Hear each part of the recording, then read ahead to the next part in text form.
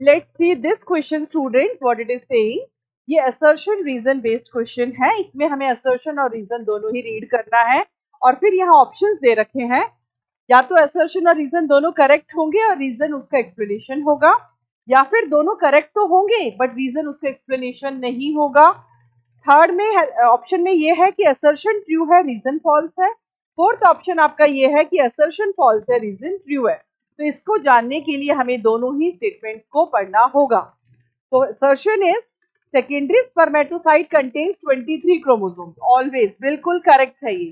Secondary spermatocyte haploid होता है और उसमें 46 की जगह कितने क्रोमोसोम्स होते हैं?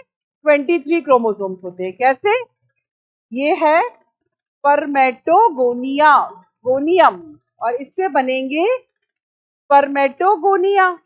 इसमें से एक उठा लेती हूं मैं और ये है प्राइमरी स्पर्मेटोसाइट.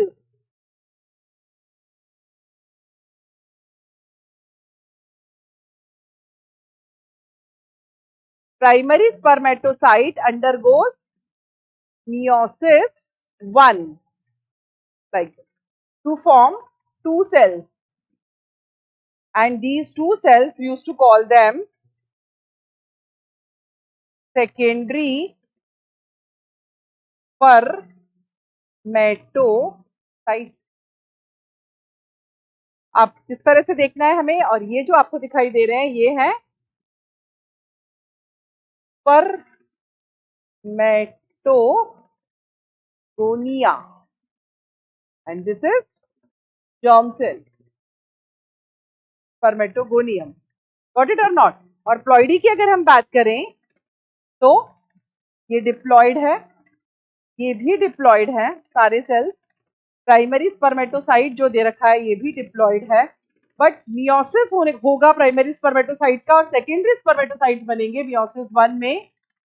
तो ये दोनों क्या होंगे? Structure haploid and haploid. आ रहा होगा समझ में. अब हम सेकेंड स्टेटमेंट पढ़ते हैं.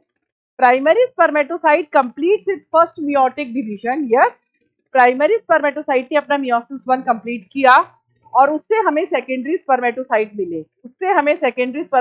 मिले, और इसी कारण ये हैप्लॉइड हैं. तो इसका मतलब ये है कि असर्शन भी करेक्ट है और रीजन भी करेक्ट है, and reason is the correct explanation of assertion. कैसे इसको देखेंगे? Secondary spermatocyte contains 23 chromosomes.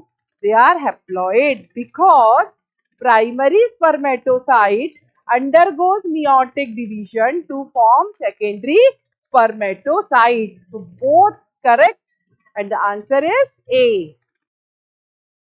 I think it will be clear to you all. ठीक है, तो because लगा करके देखना है बच्चों. अगर because लगाने से ये B स्टेटमेंट A को एक्सप्लेन कर रहा है, देन फर्स्ट ऑप्शन ही करेक्ट होगा. यहाँ पर जब मैंने because लगाया तो मुझे पता लगा कि रीजन बिल्कुल असर्शन को अच्छे से एक्सप्लेन कर रहा है. तो for this question you have to be very attentive. Got it और नॉट? It is like